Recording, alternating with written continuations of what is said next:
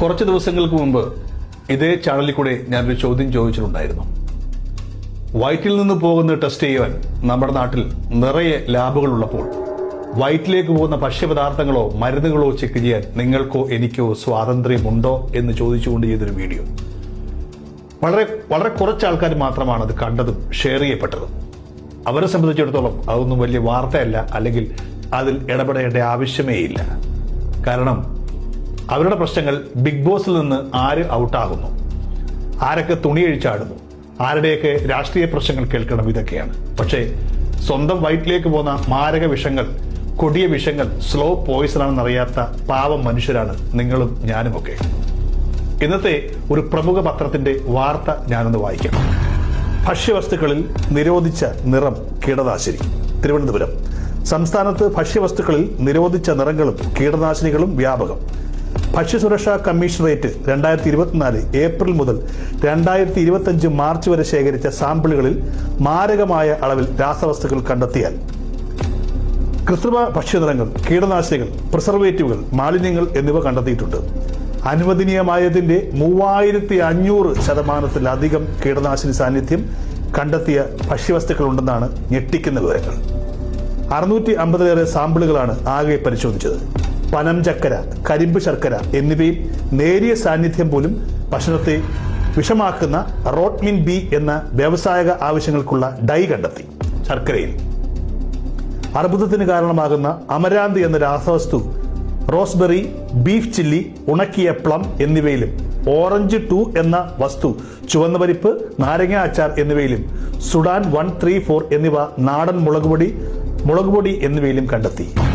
വിവിധതരം mixture, plum cake, ഏത്തയ്ക്ക ഉപ്പേരി, മുളകുപൊടി, കാശ്മീരി മുളകുപൊടി, തയ്യാറാക്കിയ ചിക്കൻ, മന്തി, അൽഫാം വിഭവങ്ങൾ, ശർക്കര, മല്ലിപ്പൊടി, മുഴുവൻ മല്ലി എന്നിവയിലും രാസവസ്തുക്കളുടെ സാന്നിധ്യം ആവർത്തിച്ച് കണ്ടെത്തിയെന്നാണ് പറയപ്പെടുന്നത്. ഇനി നിരോധിക്കപ്പെട്ട അവസ്ഥകൾ ഉള്ളത്: പ്ലം കേക്ക്, സോർബേറ്റ്, പ്രിസർവേറ്റീവ് 790%, ചോക്കോനട്ട് കോക്ക്, സോർബേറ്റ് എന്ന വസ്തു 742%, സോനാമുന്ദ്രിയിൽ അസെപ്റ്റാമിപ്രിഡ് കീടനാശിനിയാണ് 3500%, കോവക്കയിൽ അസാഫേറ്റ് കീടനാശിനി 3200-ലധികം, പച്ചമുന്തിരിയിൽ ക്രോസോംസി മിഥൈൽ കീടനാശിനി 3200-ലധികം, ജീരകത്തിൽ മെറ്റാലെക്സിൽ കീടനാശിനി 1500-ലധികം, ടെബുക്കോനസോൾ എന്ന ഒരു കീടനാശിനി, മല്ലിപ്പൊടിയിൽ ക്ലോർപൊറിഫോസ് ഈഥൈൽ എന്നത്, മുളകുപൊടിയിൽ എത്തിയോൺ കീടനാശിനി 1240-ലധികം, ഉണക്കമുളകിൽ ഡിഫാനോകനോസോൾ 900-ലധികം, കാശ്മീരി മുളകുപൊടിയിൽ ഡിഫാനോകനോസോൾ 2130-ലധികം,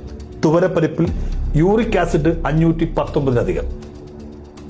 ഇതൊക്കെ നമ്മുടെ ഭക്ഷ്യവകുപ്പ് പരിശോധിച്ച ചെറിയ സാധനങ്ങൾ മാത്രമാണ്.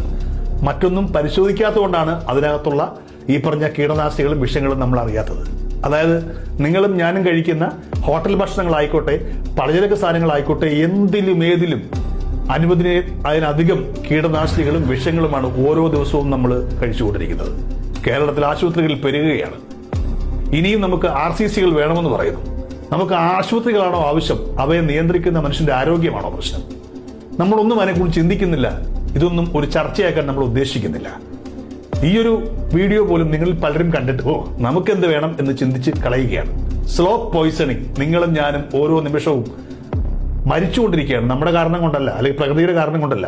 ശരീരത്തിലേക്ക് സിസ്റ്റം അടിച്ചേൽപ്പിക്കുന്ന വിഷമായ പദാർത്ഥങ്ങൾ കഴിച്ച് ഞാനും നിങ്ങളും കഴിക്കുന്ന ഭക്ഷണത്തിന്റെ വിഷം എന്താണെന്ന് അറിയുവാൻ നമുക്ക് യാതൊരു വഴിയും നമ്മുടെ നാട്ടിലില്ല, അല്ലെങ്കിൽ അത്തരത്തിലുള്ള ലാബുകൾ ഇവിടെ അനുവദിക്കപ്പെടുന്നില്ല. എന്തുകൊണ്ടായിരിക്കാമെന്ന് നിങ്ങൾ ചിന്തിക്കുക.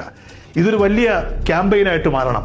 നമ്മുടെ നാട്ടിൽ ഓരോ മുക്കിലും മൂലയിലും ലാബുകൾ ഉള്ളതുപോലെ തന്നെ നമ്മുടെ വയറ്റിലേക്ക് പോകുന്ന ഭക്ഷ്യപദാർത്ഥങ്ങളും മരുന്നുകളും നമുക്ക് പരിശോധിക്കുവാൻ കഴിയണം. അതിന്റെ ക്വാളിറ്റി അറിഞ്ഞ് കഴിക്കുവാൻ കഴിയണം. അല്ലെങ്കിൽ നിങ്ങളും ഞാനുമൊക്കെ മാത്രമല്ല, നമ്മുടെ തലമുറകൾ പോലും ഇഞ്ചിഞ്ചായി കൊല്ലപ്പെട്ടുകൊണ്ടിരിക്കുകയാണ്. ഇത് ഞാൻ വെറുതെ പറയുന്നതല്ല. ഈ വാർത്തകളൊന്നും വെറുതെയുമല്ല. നമ്മുടെ സിസ്റ്റം വല്ലപ്പോഴും മാത്രം ഇറങ്ങി ഒരു വേട്ട നടത്തുമ്പോൾ കിട്ടിയ ചെറിയ മീനുകളാണ്. ഇതിനേക്കാൾ വലിയ മീനുകൾ നിങ്ങൾ കഴിക്കുന്ന ഓരോ ഭക്ഷ്യവസ്തുക്കളിലും, ഈച്ച് ആൻഡ് എവരി ഭക്ഷ്യവസ്തുക്കളിലും വിഷവും മാരകമായ ലഹരിയും അടങ്ങിയിരിക്കുന്നു എന്നുള്ളതാണ് സത്യം. തമിഴ്നാട്ടിൽ ഈ കീടനാശിനി ഉപയോഗിക്കപ്പെടുന്നത് അവർക്കതിന്റെ ഗുണദോഷ ഫലങ്ങളെക്കുറിച്ച് അറിയില്ല. കീടങ്ങളെ ഓടിക്കുവാൻ വേണ്ടി മാത്രമുള്ളതാണ് അവർക്ക് കീടനാശിനികൾ. അതിന്റെ ഭവിഷ്യത്തിനെ കുറിച്ച് അവർക്ക് അറിയില്ല. അവർ അവെയറല്ല. അതിനെക്കുറിച്ച് അറിയിക്കുവാൻ നമ്മുടെ സിസ്റ്റം തയ്യാറല്ല. അച്ചാറുകൾ കേടാവാതിരിക്കുവാൻ, ദിവസങ്ങളോളം കേടാവാതിരിക്കുവാൻ മരുന്നുകൾ ചേർത്ത് വെക്കുന്നു. എല്ലാത്തിലും ചിക്കൻ, ഭക്ഷണ പദാർത്ഥങ്ങൾ, കളറുകൾ ഇതൊക്കെ നമ്മുടെ ശരീരത്തിന് പറ്റിയതല്ല എന്ന് ആദ്യം മനസ്സിലാക്കുക. ഞാൻ ഇത്രയെങ്കിലും പറഞ്ഞില്ലെങ്കിൽ എനിക്കൊരു മനസ്സമാധാനമില്ല. എനിക്കറിയാം ഇതൊന്നും കൂടുതൽ നിങ്ങൾ ഷെയർ ചെയ്യില്ല, അതിന്റെ ആവശ്യം നിങ്ങൾക്കില്ല. നിങ്ങൾക്ക് മറ്റുള്ളവരുടെ ഗോസിപ്പുകളും മറ്റുള്ള പ്രശ്നങ്ങളും കണ്ട് ആസ്വദിച്ചുകൊണ്ട് എനിക്കത് വന്നില്ലല്ലോ എന്നോർത്ത് സന്തോഷിക്കുവാൻ മാത്രമേ. പക്ഷെ നിങ്ങൾ പോലും അറിയാതെ നിങ്ങളുടെ ശരീരത്തിലേക്ക് ഇത്തരത്തിലുള്ള വിഷം ഓരോ നിമിഷവും ഇപ്പോൾ കടന കുറിച്ചുകൊണ്ടായിരിക്കും നിങ്ങൾ ഇത് കേൾക്കുന്നത്, അപ്പോഴും നിങ്ങൾ വിഷമാണ് കഴിച്ചുകൊണ്ടിരിക്കുന്നത് എന്ന് ഓർത്തിരിക്കുക. ഇത് ഒരു വലിയ ക്യാമ്പയിനായിട്ട് മാറണം. ഇത് ഗവൺമെന്റിന് നിഷേധിക്കാൻ കഴിയാത്ത രീതിയിൽ നമ്മുടെ നാട്ടിലേക്ക് ഇത്തരത്തിലുള്ള ലാബുകൾ വരുന്നതിനായിട്ട് നമ്മൾ ശ്രമിക്കണം. നമുക്കിടെ അവകാശമാണ് നല്ലത് കഴിക്കുവാനും നല്ലത് പുറത്തേക്ക് കളയുവാനും. ഞാൻ ഒന്നുകൂടെ പറയുന്നു, വയറ്റിൽ നിന്ന് പോകുന്നതിന് മാത്രമല്ല ലാബുകൾ നമുക്ക് ആവശ്യമുള്ളത്, വയറ്റിലേക്ക് വരുന്നതിന്റെ ഗുണം അറിയുവാനും നമുക്ക് ലാബുകൾ ആവശ്യമാണ്. Out of Court, the Legal Counseling Center, Cochin. Legal awareness makes you more power.